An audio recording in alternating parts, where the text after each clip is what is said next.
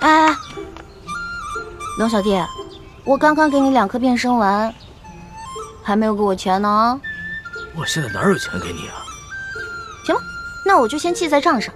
看在你是我兄弟的份上，利息看着给吧。趁火打劫，你比球鬼的奸商还要奸。欢妹，别闹了。你到了山西商会了，球贵见过我们，千万别让他识破我们的身份。你们先进去，我在外面守着。知道了，爷爷你慢点走啊，别摔着啊。走吧，孙儿。走吧。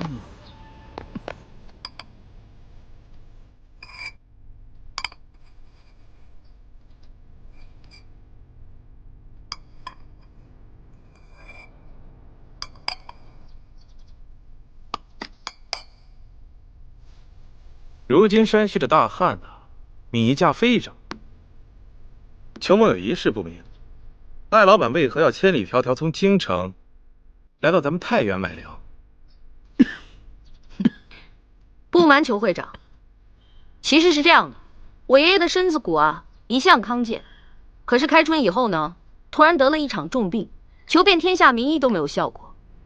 这前不久，我爷爷做了一场梦，他梦里梦到观世音菩萨，他说我爷爷年轻的时候做了一件错事，所以才会有这场劫难。我爷爷必须亲自做一件善事，才能够化解这场劫难。哦，那这么说的话，艾老板，你买粮是为了行善喽？没错，我爷爷想买1000担粮食分给灾民。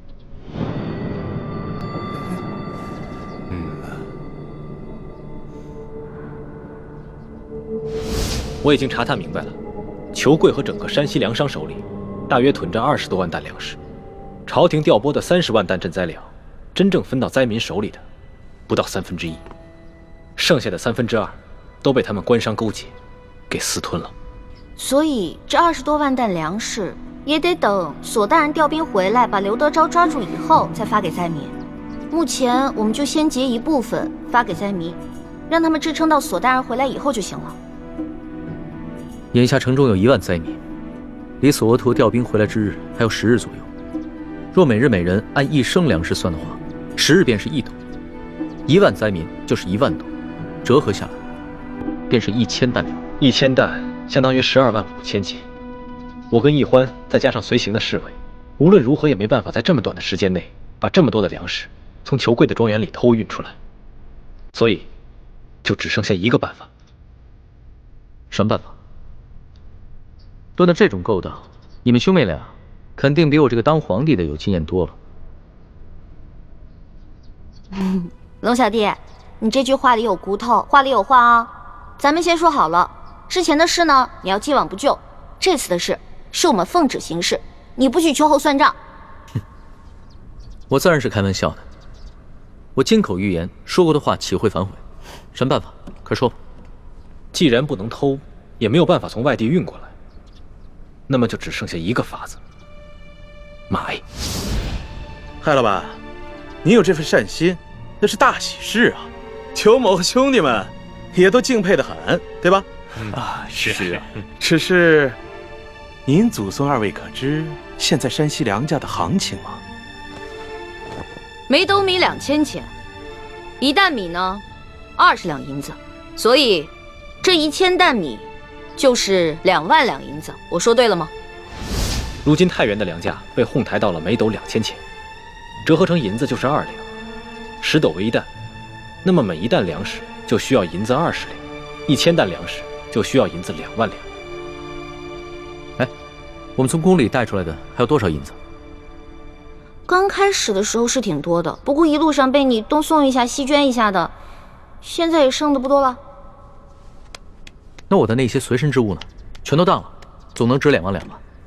我的龙小弟，我们是微服私访，怕露出破绽，一切贵重的东西都没怎么带。只有我跟丽嫔娘娘带了一些贵重的金银首饰，但是刨除一眼就能看出是宫里的金银首饰以外，其他的能典当的也只有2000两。那你的意思是，我们还差18000两啊？ 18000两哪儿够啊？灾民们不能吃生米吧？柴米油盐可都需要钱。就算一个人发1两的话，那还少1万两左右。那也就是说，我们还差28000两啊？对，28000两。朝廷调拨的50万两赈灾银，真正分到灾民手里的不足20万两，剩下的都被刘德昭和地方官员给私吞了。光刘德昭一个人就侵吞了10万两，其中有5万两在裘贵的庄园里面。我明白你什么意思了。你的意思是，我们只劫银，不劫粮，然后用劫下来的银子去买粮食，对吧？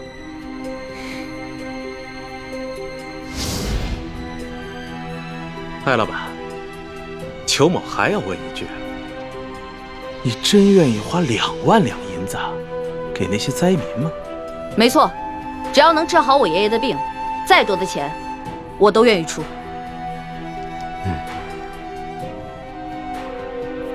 好，艾老板，真是财大气粗啊。不过如今是非常时期，咱们商会做买卖有个规矩，只收现银，您看呢？孙儿啊，这裘老板是不相信咱们艾家的实力，把咱们带的现银拿上来给他瞧瞧。是爷爷，请各位稍等一下。抬进来吧。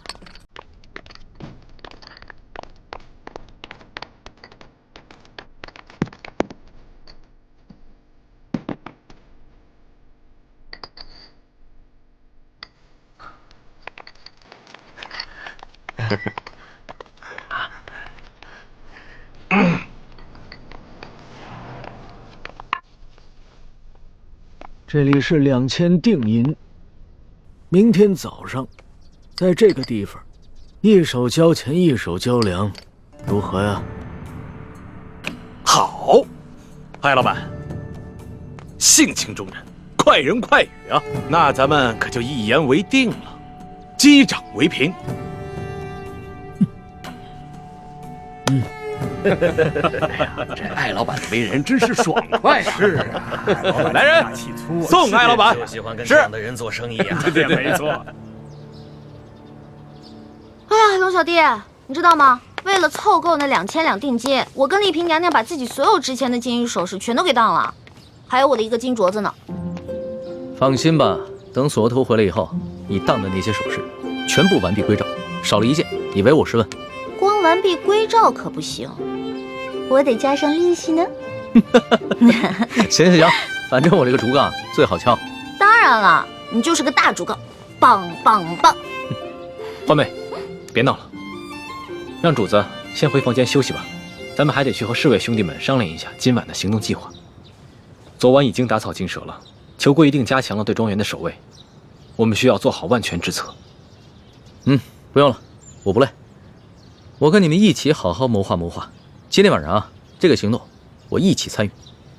陆小弟，你之前不是开玩笑啊？你真的要跟我们一起打劫官府啊？你可是皇上。我看起来很像开玩笑的样子吗？皇上，这样太危险了。危险？我自幼父母双亡，8岁登基，哪一天不是在危险之中度过的？就像上次擒拿鳌拜一样，那不也是在冒险吗？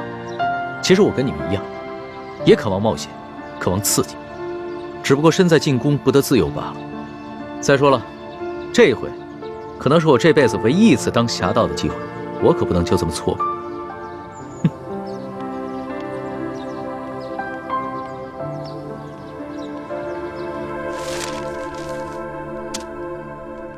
这是裘贵庄园的前门，这是后门，中间的花园还有一道暗门，这是粮仓，这里是银库。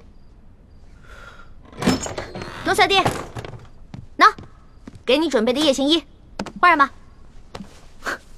好啊，我终于也有机会当一回侠盗了。李德福，给我更衣。主子，万万使不得呀！以您的身份，怎么能跟着他们去打劫官府呢？万一出了什么差错，奴才万死难赎其罪啊！你啰嗦什么呀？我5岁就开始习武了。一直都英雄无用武之地。今天晚上我正好试试我的本事。公公放心吧，有我兄妹在，一定会保证主子的安全。如果真的出了什么意外的话，大不了我们放弃此次行动，绝对不会置主子于险境的。李太医，你这话说的轻松，那裘贵庄园内机关重重，你凭什么保证主子万无一失？再说了，要是给太皇太后知道了，你们居然怂恿皇上打劫官府，而我又未能劝阻，那咱们所有人都要人头落地。行，我不去了，你先起来吧。谢主子体恤。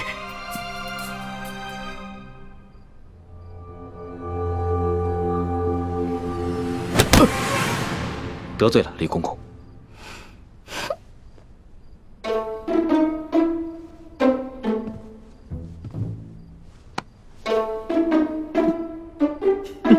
你这个老东西，老在我耳边聒噪，我又不是小孩了，真烦人。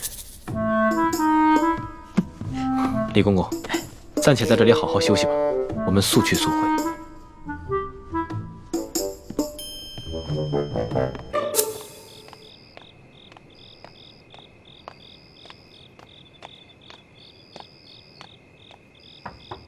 小姐，老奴给你炖了一碗燕窝。哦，我现在不想吃，我有些不舒服，要歇息了。啊，小姐，你哪里不舒服？要不要老奴帮你找一个郎中给您看看？不必了，我就是身子有些乏，睡一觉就好了。哦，那小姐，您先歇着吧，老奴明儿一早再来看你。老奴先行告退了。你下去吧。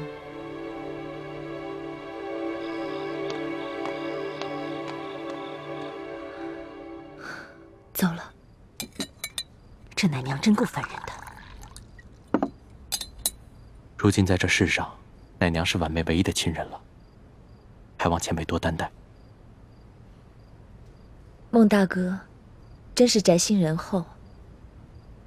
怪不得你虽是刘德昭的护卫，婉心妹妹仍然对你倾心。我家本住在城外南湖边上，婉妹从小就喜欢女扮男装，背着她爹溜到南湖边来戏水。我俩也算青梅竹马，直到她被选为秀女，前来跟我告别，我才知道，原来她是舒大人的女儿。原来是这样。孟大哥打听到婉心妹妹的下落了吗？打听到了，她现在被软禁在裘贵的府宅里。只因我受了内伤，再加上裘贵又加强了守卫，我怕打草惊蛇，所以没有贸然行动。都怪我那夜下手太重。不过你放心，我等都是有心意之人，我们一定会帮你救出舒小姐，让你们远走高飞。多谢前辈，不打不相识。前辈不必挂怀。如今裘贵一心只想着把婉妹献给刘德昭，而刘德昭眼下一门心思要对付钦差大人，所以婉妹暂时是安全的。我先帮着你们把裘贵私吞的官银给劫了，先救了那些灾民再说。好，这次我们能否顺利地劫走裘贵私藏的官银，就全靠你了。在下一定全力配合。其实这些年保护刘德昭，我内心也十分矛盾。如果真能为灾民做些什么，也算稍稍赎点罪吧。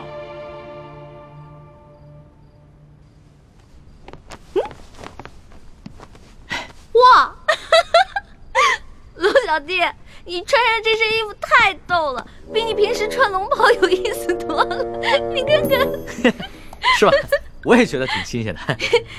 哎呀，得亏索大人不在，要是他在的话，非得被吓得屁滚尿流的，肯定不让咱们去冒险。哎，那个金蚕背心穿了吗？没有。你为什么不穿啊？你要是不穿的话，我不带你去啊。我骗你的，老大吩咐小弟的话，小弟怎么能不听呢？不信你摸摸。真的穿了？别摸那儿痒。还真穿了。好吧，那我们带你去。你知道吗？这次你亲自出马，可是我们比平时紧张了10倍还不止呢。我也是从小练武到大的，虽然武功呢没有你哥哥好，但跟你比起来差不多。吹牛！主子，臣得再提醒一遍，这抢劫官银可不是儿戏，臣会尽量保护主子的安全。但是如果真的发生什么意外的话，主子切不可恋战，必须在臣的掩护之下尽快撤离。你放心吧，我虽然喜欢冒险，但也不想当一个被当盗贼拿住，再被砍掉脑袋的窝囊废皇帝。哼，这样吧，到了那儿全听你的吩咐。好，为确保万无一失，还请主子把裘贵庄园的机关设计图和地形图再熟悉一遍。好，出发吧。这个龙小弟平时挺老成的，今天这么任性，难道是受了我的影响？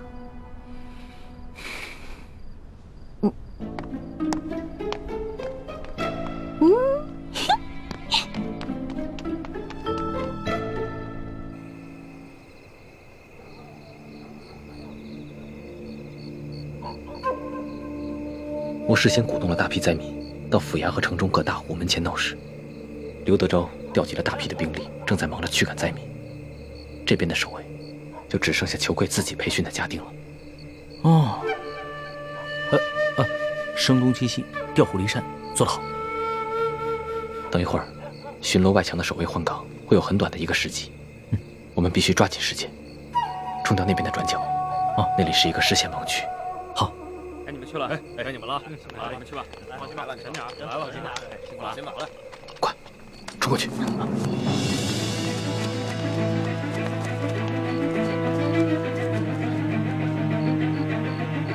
龙小弟，紧张吗？紧张，但是好刺激啊！江洋大盗还挺好玩。带上。主子，千万别孩子气，这可是杀头的勾当啊！每年有多少盗匪，要么当场死于非命，要么被官府抓住处以极刑。只有极少数运气好的能够一再得手，但是久走夜路，哪能不失血？最终都是难逃一死。哎，呸！你怎么老说这种不避讳的话呀？死的，我们才刚开工。第一组侍卫兄弟已经得手了，藏在墙头高处的暗哨已经被解决了，我们可以翻墙进入庄园了。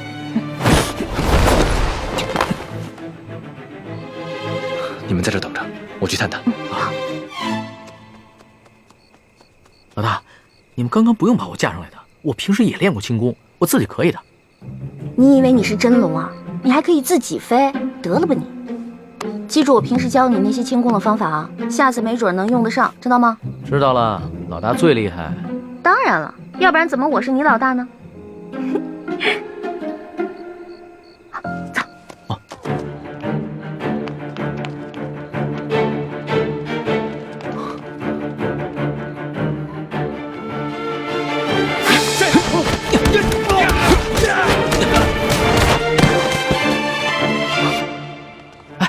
我怎么觉得浑身有点痒啊？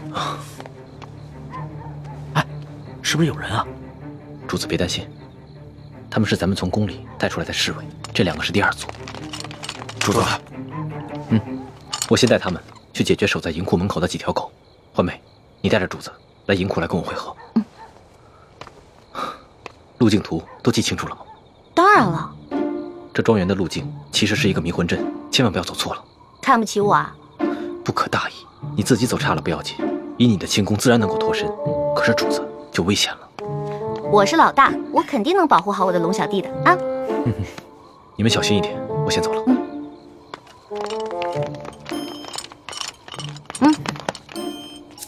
从现在开始，紧紧跟着我的步伐，一步都不能落，知道吗？知道了，老大。走。来，怎么了？不知道该怎么走了？应该是这边，走。那到底往左还是往右？好像是往左吧？你确定啊？不，往右，往右。有点迷糊啊。那好吧，我不懂这个机关阵，还是往左吧。我都听你这个老大的吧。这是啊，停！啊，咱们是不是又回到原地了？好像是。老大，你不会学艺不精吗？把这迷魂阵你都给认错了。我只是稍微失误了一下嘛。这回肯定没错，往右转。不是老大，你确定不是往中间吗？我是老大还是你是老大呀？你宫里老师教过你阵法吗？不是，我是没学过阵法，可是你哥哥刚才给的地形图我是看过的。我记得走到这个位置以后啊，似乎是往中间走。你看似乎，这说明你也不确定。不是，我是记得该往中间走，但是你又说是往这边，我就不确定了。不确定是吧？我是老大，听我的，走。那。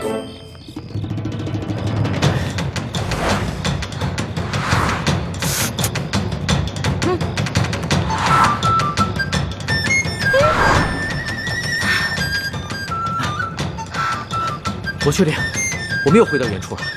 我也确定这就是原处。不是，老大，我现在总算知道你为什么总不说你的师承来历了。感情是你的师傅们从来不让你在外头打他们的名号吧？你怎么知道的？不过我师傅说了，说我天资聪慧一点就通，我只不过差那么一点点的认真和努力。你哪是差那么一点点的认真和努力啊？我跟你说，你师傅没被你气死，也算是上天垂怜了。不许取笑我，朱哥哥老取笑我，你不许取笑我，我是你老大，知道吗？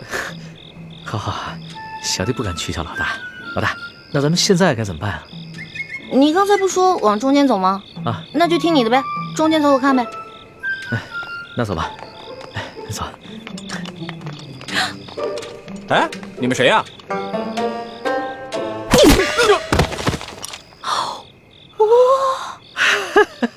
可以啊，反应够快的。哎，其实挺害怕的，看得出来了。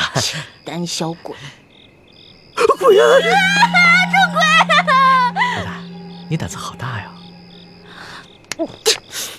我就是怕鬼，其他我什么都不怕。是吗？是啊。喂，你们俩在干嘛？偷懒是吧？啊，快来人！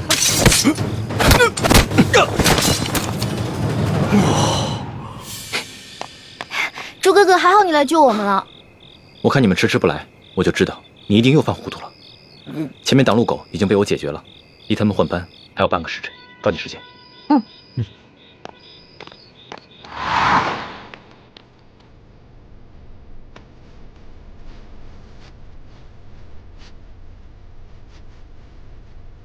走，小心点。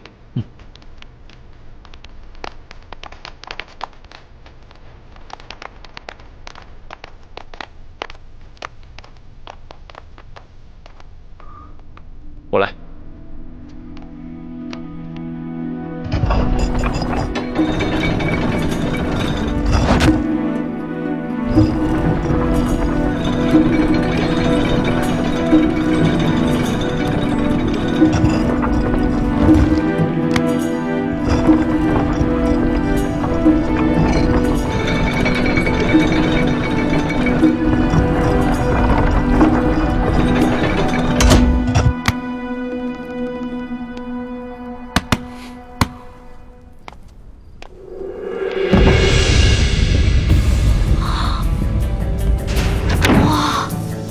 朱哥哥，你太厉害了，你一下子全都搞定了。你呀，以前上课老是偷懒，现在知道自己学艺不精了。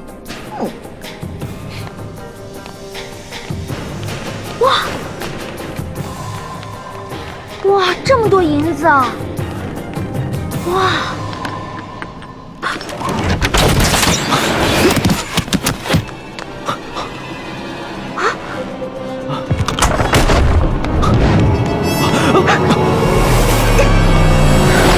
罗小弟，你没事吧？我没事，幸亏你反应快，不然我现在只怕一。朱哥哥，对不起，刚刚都是我大意了。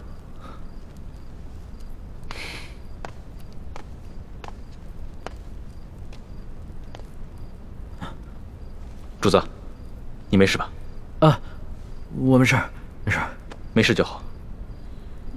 你先通知外面的侍卫兄弟进来搬银子，我再检查一下，看还有没有什么别的机关。注意安全。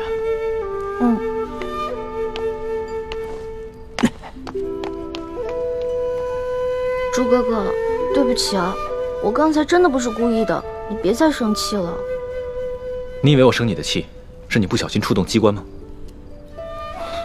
没想到，在最危险的时候，你最先救的，竟然是他。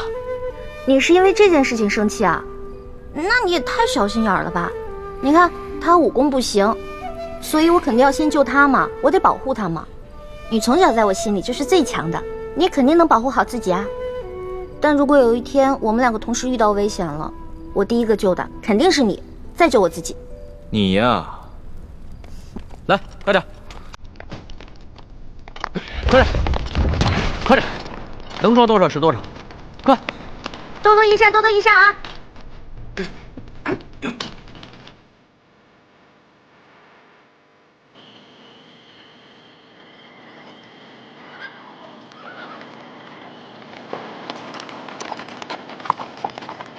痛快，真是太痛快了！今天晚上的经历真是太刺激了，我必将终身难忘。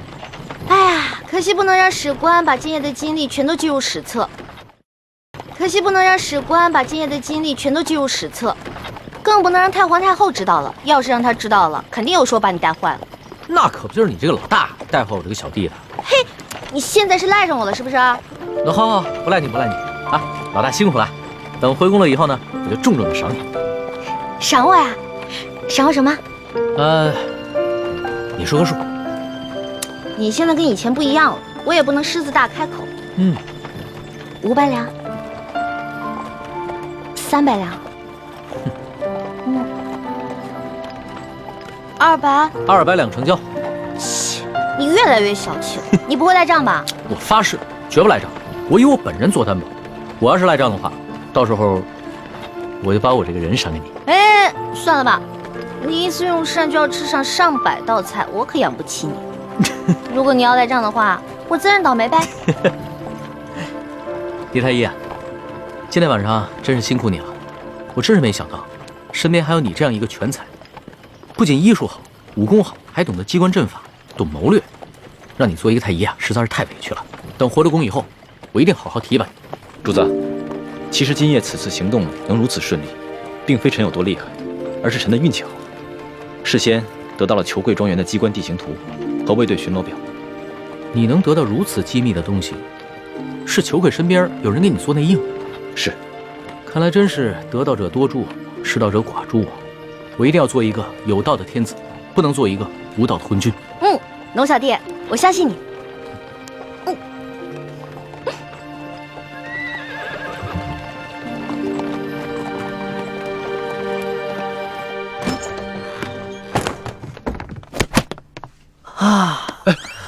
李公公得罪了。主子，你终于平安回来了。你要是再不回来，奴才也要吓死了。李德福，这件事情你得替我保密，不能告诉任何人，尤其是太皇太后，要不然我就砍了你的脑袋。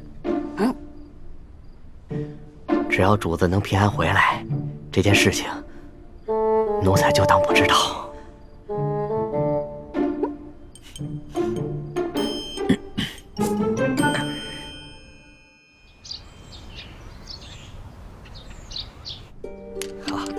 艾老板真是一个爽快之人啊！这样没问题，又财大气粗啊！哎，这项也没问题，对，说没错。艾老板大手笔。好，老爷，银子都验过了，都是成色十足的官银。好，艾老板，真是诚信之人呐！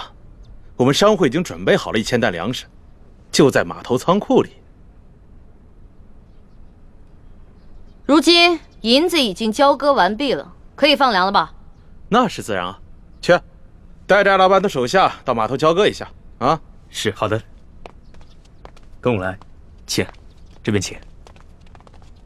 哎呀，艾老板，真是大善呐！您行此善事，上苍必定眷顾，此次劫难一定可以安然度过。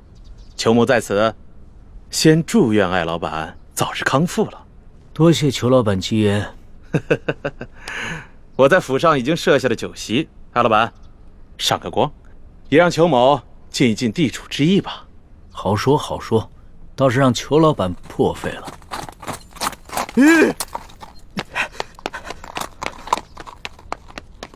老爷，不好了，老爷，老爷，不好了，老爷！慌什么？说，庄园进了盗贼，银库里的银子少了整整3万两。这3万两？你说什么？再说一遍。昨夜，庄园进了贼，盗走了3万两银子。你废话你！啊！这么大个事，现在才来报？报了，今儿4更天就发现出了事儿。庄园管事马上派人给老爷还有巡抚大人报信儿，可等到5更天没见回音，庄园管事就派出了第2批、第3批人报信，可还是没有回音。庄园管事意识到事情不妙，便让小人骑马绕行了10几里前来报信，这才顺利进了城。哎呀，这怎么这么不小心呢？怎么回事啊？这是怎么会出现这样的事情？艾老板，我那几批送信的人，不会是让你的人给劫了吧？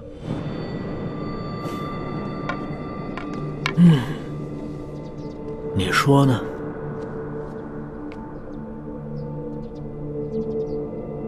这么说，这批银子是从我庄子上劫的了？你说呢？你真是吃了雄心豹子胆了！去，把这件事报告给巡抚大人。是，来人，把他给我拿下，把他们抓。别嚎了，你外面那几条狗早就被我大哥解决掉了，嚎也没用了。你。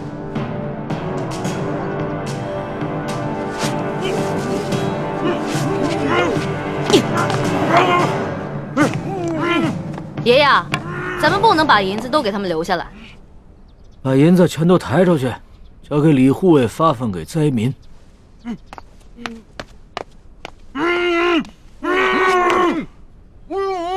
走吧，松儿。等一下。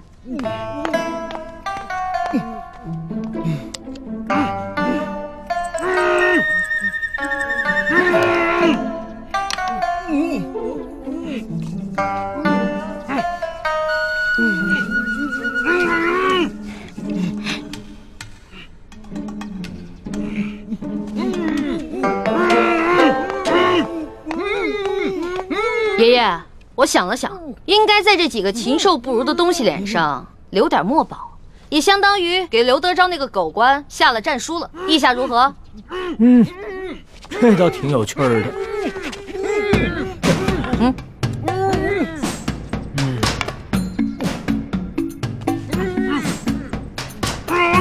别动！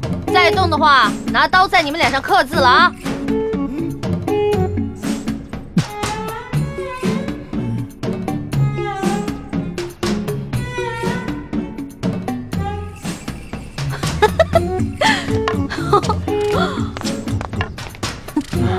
这边再写一个字啊！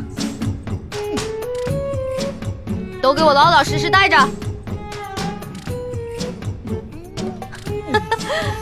好了。哎，不错不错，写完了。行了行了，别鬼叫了。知道我爷爷是谁吗？告诉你们，我爷爷的字那可是价值连城的，最好在你们脸上永远不要洗掉。给你们还有刘德昭敲个警钟，知道吗？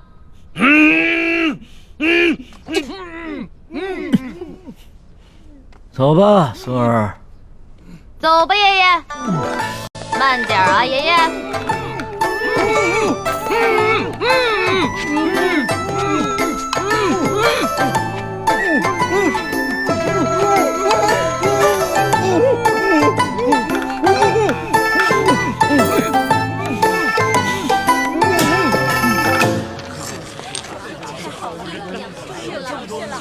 谢谢你，谢谢，谢谢，这么多年，太好了，谢谢，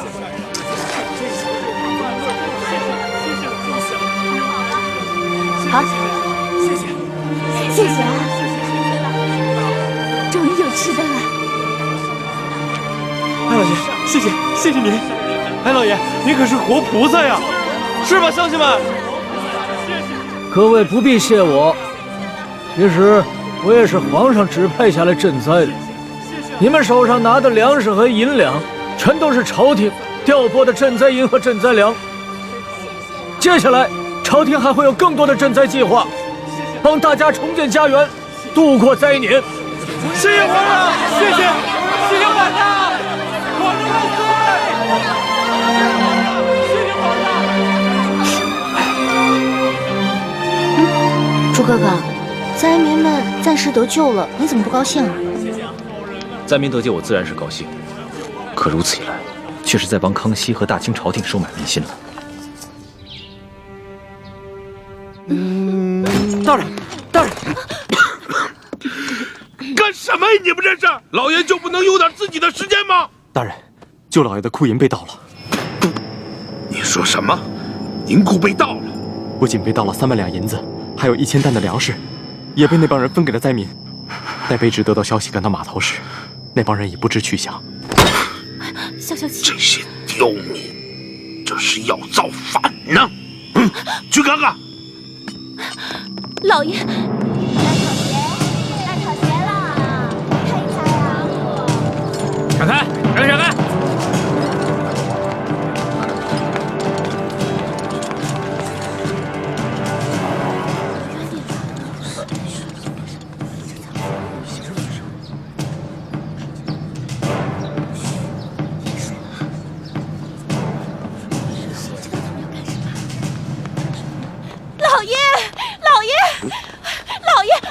哎呀！你慌什么？老爷好着呢，小心你肚子里的孩子。慢慢说。棍儿和那几个商人被人给绑了。啊？看看去。走。哎呦，轻点，对不起老爷。棍儿啊！你能不能轻点？哎呦，棍儿啊，这是哪伤着了？怎么不起来？这人怎么了？啊，哪个不要命的干的？你到底出啥事儿了？你倒是说话呀！你别吓我！你这是怎么了？来，先起来说啊！先起来！别帮我！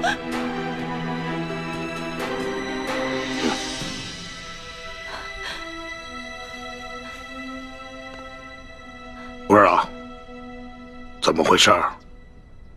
谁干的？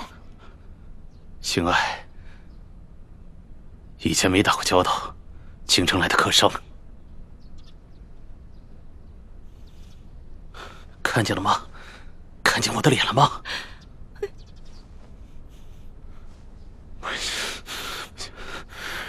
让我抓到他！我扒了他的皮！刘德昭，这事儿你必须得给他做主。你看看他这脸，这脸都成这样，他怎么见人？他怎么活呀？你什么时候受过这样的委屈？什么时候被人这样欺负过？我跟你说，这事你要是不给他做主，我跟你说，以后你就甭想来这个主子没有。好了，成何体统啊！有事回家说去。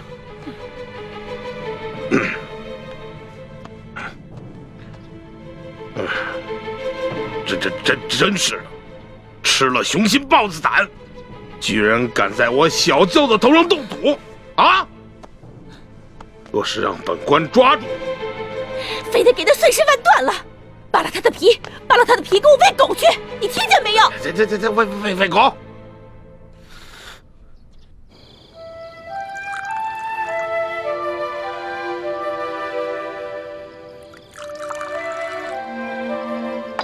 娄小弟，这杯酒我敬你，谢谢你为了老百姓，肯跟我们一起铤而走险。老大，这杯酒应该是我敬你和你大哥才对，要不是你们兄妹俩的话，我还不知道有多少大清的子民要惨遭刘德昭和这些贪官污吏的迫害。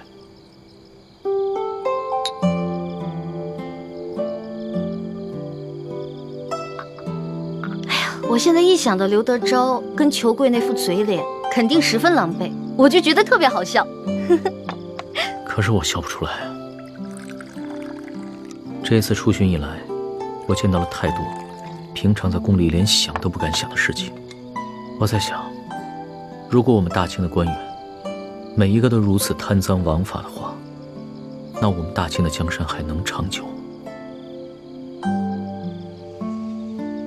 看到那些灾民收到一点点赈济的银两就三呼万岁，说实话，我很震撼，也很惭愧。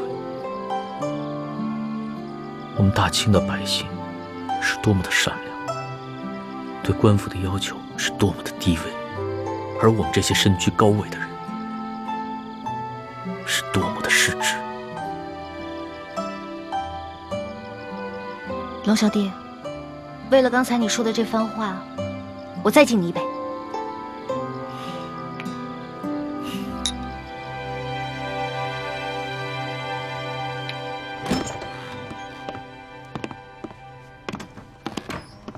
易欢呢？康熙心情大好，拉着易欢陪他喝酒。他们现在正在院中饮酒赏月呢。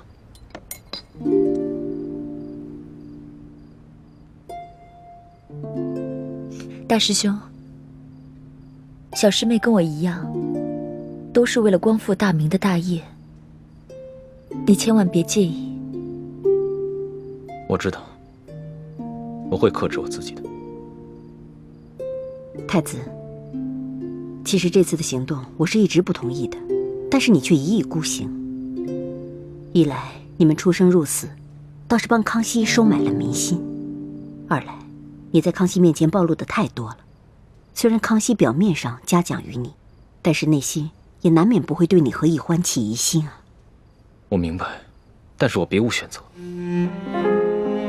康熙身为大清的皇帝，为了灾民都可以去冒险一搏。如果我为了一己私利而畏首畏尾的话，那在欢妹的心里，她会怎么想我？易欢怎么想你和康熙，这并不重要。你所做的那么多，难道就是为了讨一个女人的欢心吗？你别忘了你的身份，你是大明最后一个太子。我没忘，我也不是为了讨易欢一个人的欢心。六师傅，就如康熙为那些饿死的灾民落泪一样，那是他身为当今天子的良知。而我作为大明最后一个太子，如果连这点良知都没有的话，那我还有什么资格去跟康熙争这个天下？师父，大师兄说的对，正因为他是大明的太子，他才必须心怀天下呀。幼稚！这古往今来，有谁打天下靠的是妇人之仁？想要心怀天下，那我问你，你怀的是谁的天下？是爱新觉罗的天下，是大清的天下。你想要心怀天下，就必须要先打下天下，你才有这个资格。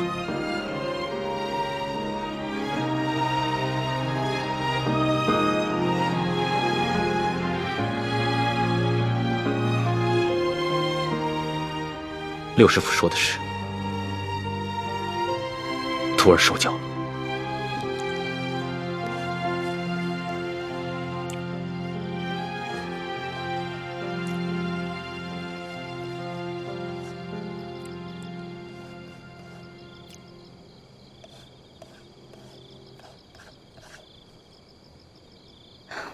龙小弟，你可认得此字？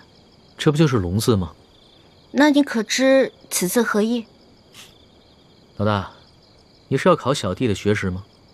那小弟可能会比老大你强上那么一点点。这龙字啊，本意是指能带来雨水的神物，在此呢，则既指春天的雷雨。耳者闻也，而与龙联合起来，表示耳朵听到春雷声。本意指这个年老耳背的农夫啊，平常无法与人交流，但在春分时节，他能听到春雷响声，便知道该下地播种了。后来慢慢变成现在的意思，指称别人耳背的毛病。龙小弟，若论这番学识，我自然是不如你。但是今天我想给你讲另外一层意思。你看这个龙字，是龙跟耳结成的，这个龙指天子，意思就是说，其实天子的耳朵只是个摆设，民间的疾苦是听不到的。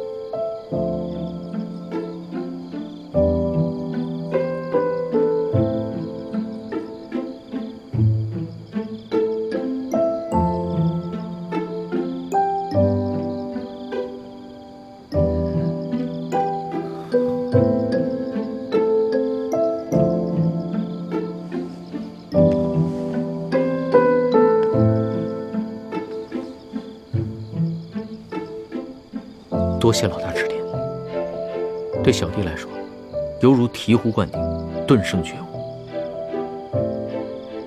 此次出巡以来，我这双耳朵总算是打开了。等我回了宫以后，再也不会让我这双耳朵变成白蛇。老小弟，一言为定。为了你这句话啊，我再敬你一杯。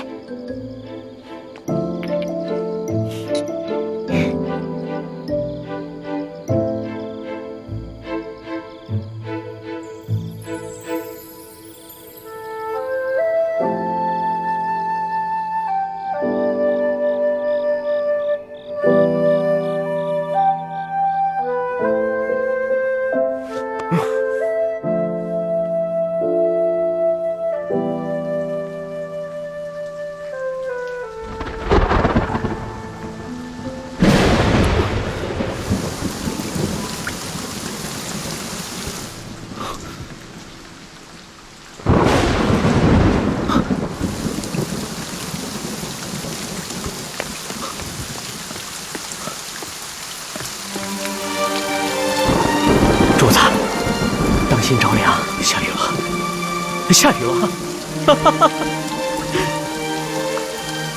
而且雨势还挺大。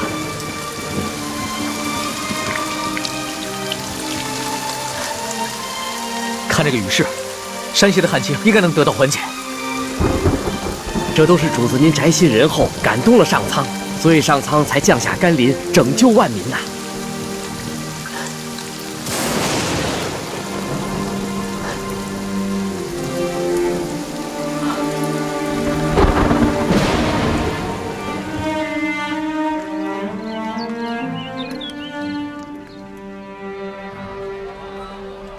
想不到这场雨一下就是3天，真是一场及时雨啊，缓解了山区的旱情。这场雨虽然缓解了旱情，但是错过了播种的季节，灾民们仍然需要救济。我知道，我会让朝廷继续赈灾，让灾民们平安度日，直到下一个收获季。龙小弟，看来你这双聋耳真的打开了，能听见民间疾苦了。主子，咱们还是少在外面走动吧。前些日子发生那么大动静，一定会惊动官府。索大人出去调兵，不知道什么时候才能回来。万一在这个时候发生什么意外的话，那可不得了。我想看一看刘德昭他们会如何行动。再说了，那日我们都易容了，他们认不出来。就是嘛，你要对我的易容术充满信心。主子，你看现在街道上，这个灾民比以前少了很多，多半是他们领到了钱粮，又看到旱情得到了缓解，所以都回家去了。只是这些钱财还完全不够，有一些住得偏远的灾民，还有一些老弱妇孺，就完全没有得到救济。主子，像那样的行动可一不可再，还是等索大人调兵回来，拿下刘德昭这个贪官，再安排可靠的官员，严格执行朝廷的赈灾计划，才是长远之计。说的有道理啊。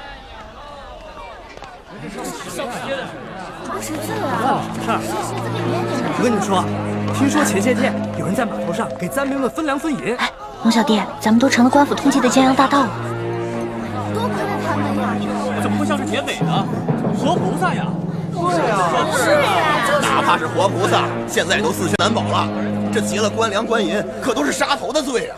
是啊，就咱们老百姓啊，最可怜了。逆来顺受是个死，这官逼民反还是个死啊！你说他们这些好人都被抓了，多好的人生，太可怜分粮呢！老百姓真没有活路了。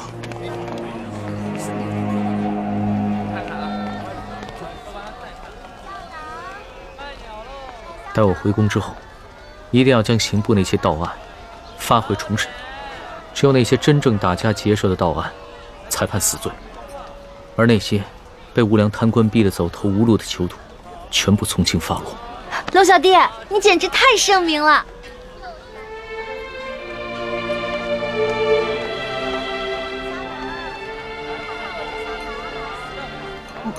怎么了？他不过是随口一说，你还当真了？你就这么容易被他感动了？你不信他说的吗？我觉得这次来山西对他感触挺深的，他刚才说的都是真心话。只怕他的真心不过是一时头脑发热。你别看他现在义愤填膺，对官逼民反的百姓充满了同情，但只要回到了紫禁城，他的心境和立场立马就不一样了。到那个时候，他最先考虑的是如何维护朝廷的权威和自己的龙椅，而不是百姓的疾苦。朱哥哥，你这么一说，我心里怎么那么失落跟害怕呀？环梅，我知道你对康熙充满了幻想，但将来你就会慢慢明白，他绝对不可能是你想象中的那个样子。让开，让开！官爷，求您再仔细看看这画像，和老朽只是略有几分相似。闪开，闪开，闪开！这3个人看上去真老实巴交的，哪有胆量去劫官粮官银啊？就是啊，看他那个小身板，个个瘦的跟皮包骨头似的，就算有那个贼胆，也没那个能耐呀。行，这3位活菩萨神龙见首不见尾，给灾民发放完钱粮之后就消失得无影无踪，肯定是有来历的高人啊！就这帮饭桶，只知道欺压老百姓，他们哪有本事去抓人呢？就是啊。还不是只能找几只替罪羊上去交差呀？可是这3个人只是跟通缉的要犯长得有点像，当官的无凭无据的，能随便判人死刑啊？要证据还不简单吗？这帮官老爷哪个不是无中生有、栽赃陷害的能手啊？这可是死罪，这犯人不认罪，当官的他也能硬判啊。嗨，只要进了公堂，还由不得你不认罪啊！3目之下，何共不可？对，到了秋后，3颗人头落地，这案子就了结了，官老爷又可以高枕无忧了。走，咱们去看看，看看巡抚大人看看去。对，好。龙小弟，怎么办啊？他们不会真把无辜的百姓屈打成招吧？咱们也跟上看看去。也不知道要怎么审啊！哎，咱们快去看看吧。走，快点！让开，让开！主子，现在怎么办？临出来之前，为了预防万一，我把那道圣旨带了，要不然以钦差的身份进去问一下。不急，咱们先看看这个刘德昭怎么办这个胡乱。这也不让我们进呐！走。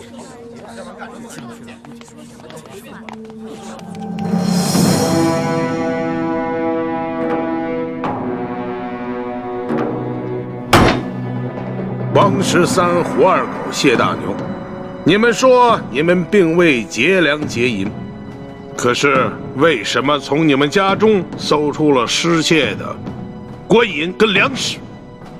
讲！大人呐，小老儿实属冤枉啊！那些粮食和官银，不是官府赈灾分给咱们灾民的吗？那夜在码头取了好些个灾民，每人都分到了1斗粮食和1锭银子啊！大人，大人，小人更冤枉啊！那夜小人听说有活菩萨要在码头上给灾民们分钱分粮，本想赶着去的，不料小人的娘子摔了一跤，把怀了3个月的孩子划掉了。等小人安顿好娘子，赶到码头，银子和粮食早就分光了，活菩萨也不知去了哪里。小人的家中穷的只剩下4面墙了，也不知差爷们怎会在家中送出这些粮食和1锭银子来。大人，大人，小人冤枉的。小人那日夜里在家照顾病重的老娘，赶去码头也去得晚了，什么都没分到。哦，金嫂，有人拿着画像在小人家门口望了几眼，问了小人几句话，随后那人便送了小人1袋粮食和1锭银子。小人正感激不尽，赶紧去给我那快饿死的老娘熬粥，谁想到还没等到粥熟呢，这时就来了几个捕快大人，硬说小人是盗抢官粮官银的贼啊！大人，小人实在是冤枉。我算看出来了，他们是拿着画像对比，看谁长得像就抓起来栽赃。冤枉啊！小人冤枉啊！大人，大人要明察，大人明察！大胆的刁民，你们竟敢诬陷本府的公差！来啊，传证人！带证人！这架势我看着都害怕，何况寻常老百姓呢？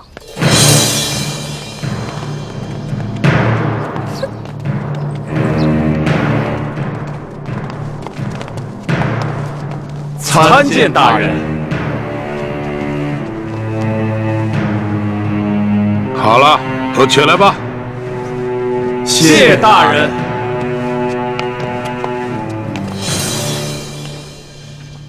竹子，他们脸上那些墨汁啊，是我之前加过药的。要是想洗掉的话，除非搓掉一层脸皮，不然的话1个月都别想洗掉。这些梁上丝毫没有吸取教训，脸上的字还在，却又在陷害无辜百姓了。他们竟然如此不知悔改，将来我便命人将这些字刺在他们脸上，除非他们撕掉脸皮，要不然一辈子都洗不掉。真的？那就太痛快了，这就叫做恶人自有恶人磨。你什么意思啊？我也是恶人。我不是那个意思，我的意思是说，古往今来哪个皇帝不杀人啊？一句话不就血流成河吗？难道不是最大的恶人？环妹，就算主子说了，在宫外可以畅所欲言，但你也不能不知轻重，胡乱说话。我知道，龙小弟嘛，宰相肚里能撑船啊，更何况你是皇上，所以你肚里可以撑100只、1000只，可以撑上万只啊，所以你肯定不会跟小女子计较的，对不对？哎，行了，别说那么吵，我都听不清公堂上的动静了。哦，你们几个证人，认一认前面这3个，他们可是那日打劫你们的匪徒。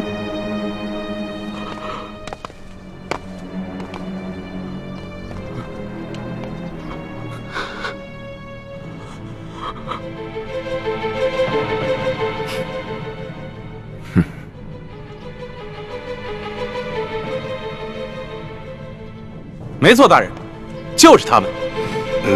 好，你们先下去吧。是。大人冤枉！大人冤枉！大人冤枉！大人冤枉！大人！王13，5个人都指认你们，你们还有何话要讲？大老爷，老朽冤枉啊！冤枉啊！冤枉啊！大人，冤枉啊！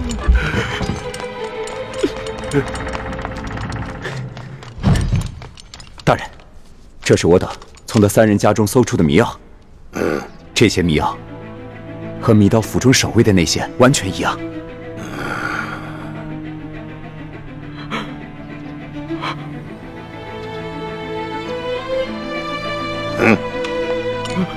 大人，大人，小人跟老娘经常挨饿，早都不想活了，就连买包老鼠药的钱都没有，哪里来的钱买迷药啊？大人，冤枉啊！大人，大人，小人和娘子也饿了好些天了，家中若有迷药，早就不管这么多，先吃下去了，哪里还能留到官员们来搜啊？大人，冤枉啊！大人，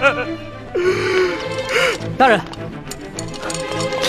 大人，卑职刚刚在高级药铺调查到，王13前些日子曾去药铺买过药材，这些药材正好可以配出强效迷药。这是高级药铺掌柜高老师的书证，大人请过目。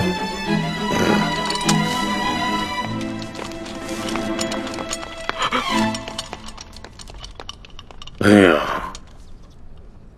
谢大牛、胡二狗，你2人没钱买迷药，那这药一定是王13配好后送给你2人的，对吧？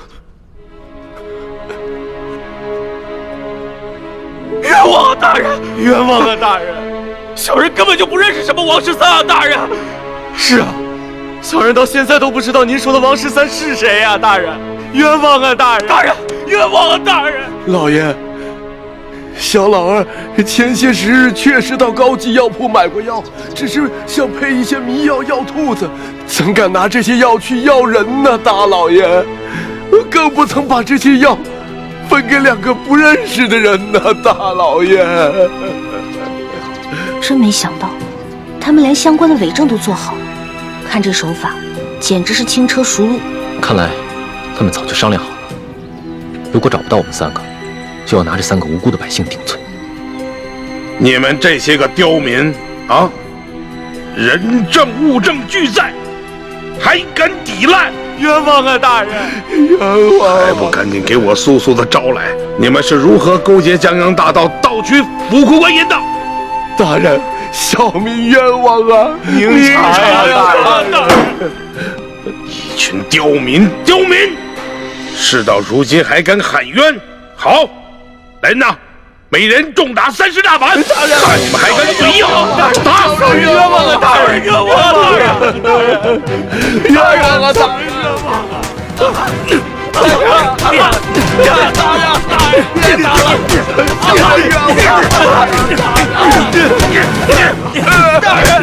人，小人冤枉！大人，冤枉啊，大人！这个口官，看来刘德昭是铁了心要将这3个百姓屈打成招了。主子，我实在看不下去了，我必须要阻止他们。我眼下好歹也是奉旨查处书剑一案的钦差大臣，纵然无权过问山西的地方政务，但刘德昭应该也不敢把我怎么样。这样吧，你先去击鼓鸣冤。是。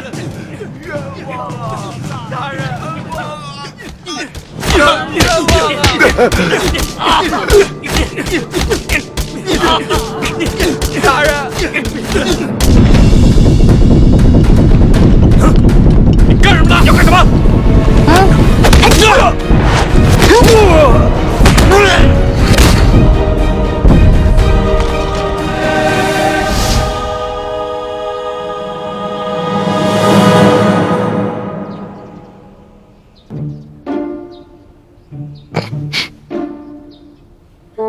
龙小弟，武功长进了吗？那是，跟了老大这么久，总得学点本事不是？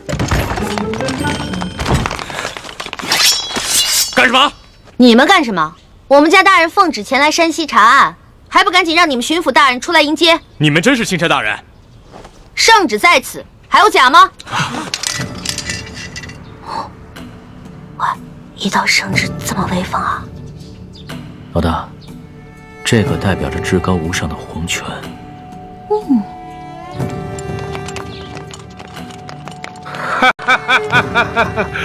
龙大人，刘德昭恭迎钦差大人。早就听说龙大人到了舒大人的府上，本该前去拜会，只是公务繁忙，实在是走不开呀。早有耳闻啊，这山西旱情严重，刘大人一边忙着赈灾，一边忙着缉捕盗匪，确实是忙得很呐。